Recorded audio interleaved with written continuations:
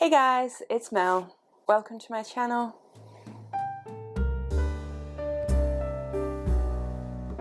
In today's video, I want to talk with you about what's going on in America at the moment and also how that potentially impacts us here in Australia. As I'm sure everybody is aware, a black man named George Floyd was murdered on the 25th of May by an American police officer. This has sparked a lot of anger and a lot of protests around America, and it's also caused many of us not living in America to question the countries that we live in and what's happening in our countries in regards to racism. I want to be very clear in this video and say that I do not have an experience of racism.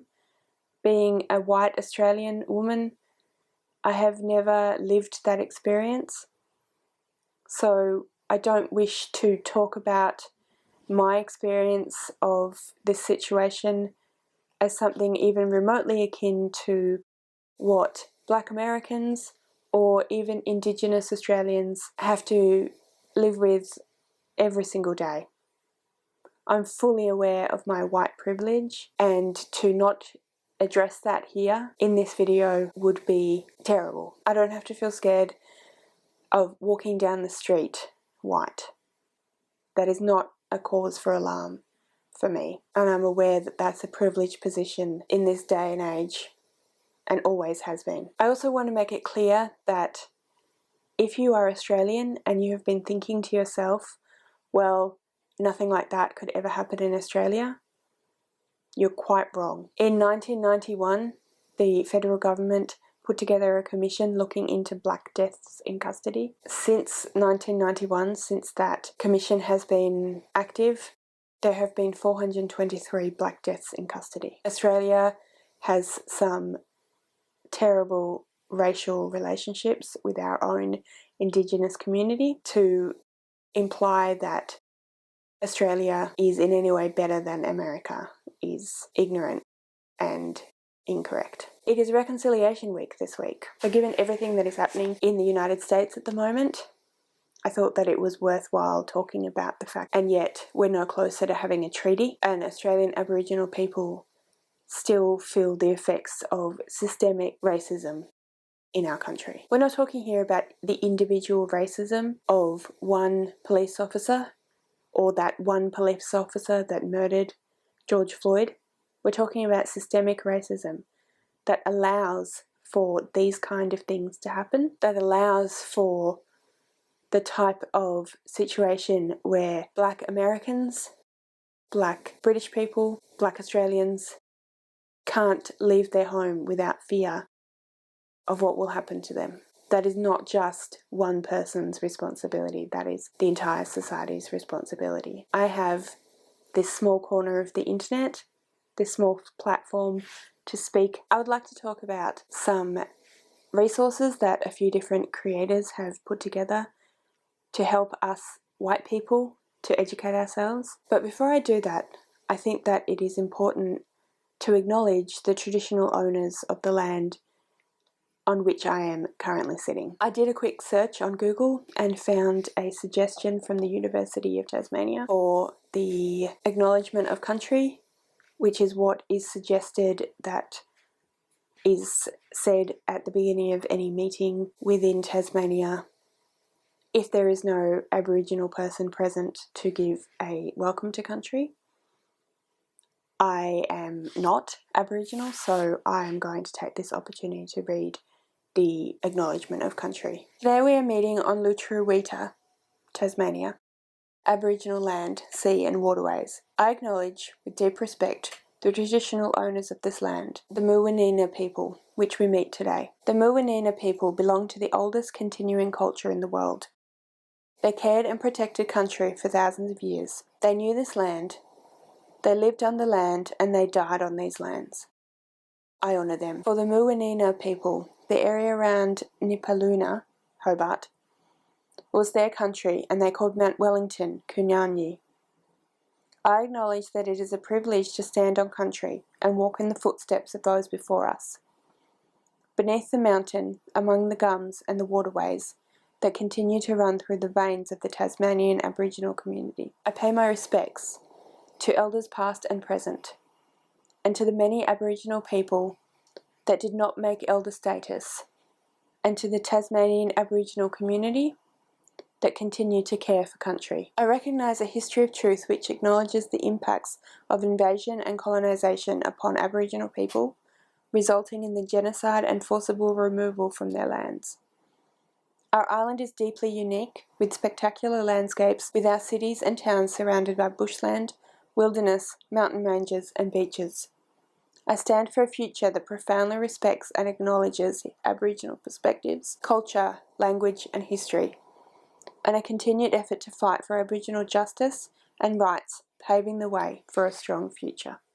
I want to tell you now about the Blackout Buddy Read, which is a buddy read that is being hosted by Shay from Books with Shay. I will link the announcement video in the description below, as well as the Blackout Buddy Read website and Twitter, so I suggest that you go and look those up. I am planning on taking part in the Blackout Buddy Read, although honestly I am going to be taking part in it throughout the entire month of June. Blackout Buddy Read will be going from the 5th of June to the 19th of June. However, with non-fiction, I find that it is more impactful for me if I take it slowly and let myself digest it, so I'm going to be expanding it for myself. The idea behind the Blackout Buddy Read is to help non-Black people to understand how they can be allies in this trying time and beyond, how they can think about and start to shift their own ideas around racism and race within America.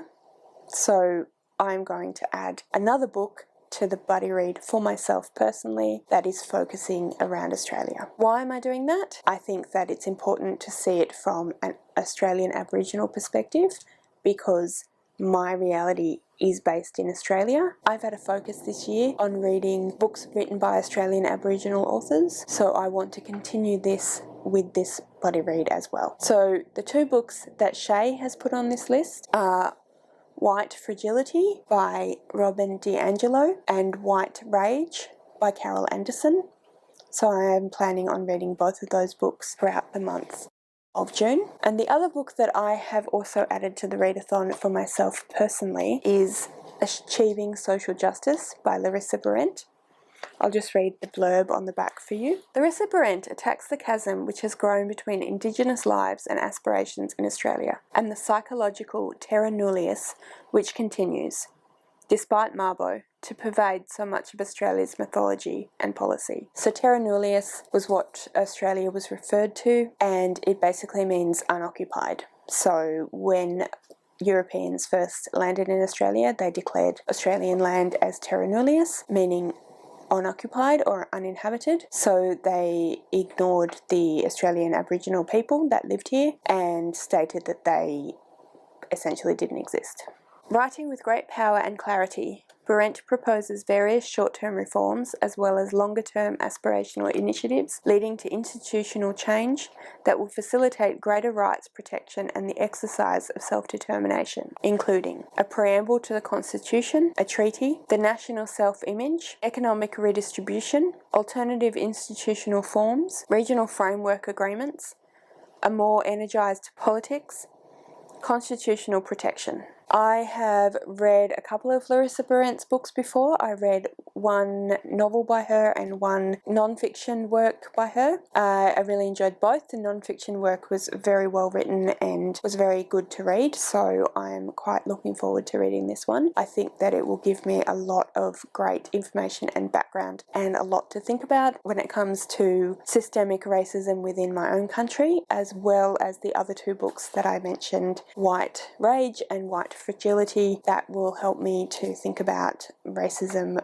on a broader global scale. I am also going to link in my description below that Disney Chick's recent video where she talks about 10 different books that will help non-African Americans to think about race and racism and to learn more about race and racism. So I highly recommend that you go and check that out. So that's all I really want to say today. I do think that it's important at the moment for all of us to be thoughtful and to speak up about the injustice that we see in the world, to offer our thoughts to those people who are so vividly affected by this. I'm going to link both the Black Lives Matter in America and also some Indigenous organisations in the description below so that you can go and check those out, make donations, anything that you think that is helpful and that will be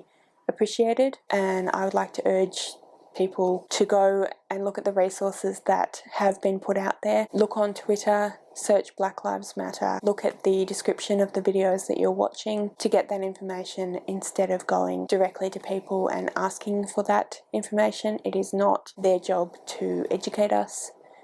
It is our job to educate ourselves. And I really would like to say a big thank you to Shay for putting together the Blackout buddy read. I'm looking forward to learning a lot more. I hope that other people, both in Australia and outside of Australia and in America, will be joining Shay. Thank you all so much for watching. I really hope that this video was worthwhile for everyone, and I will talk to you next time.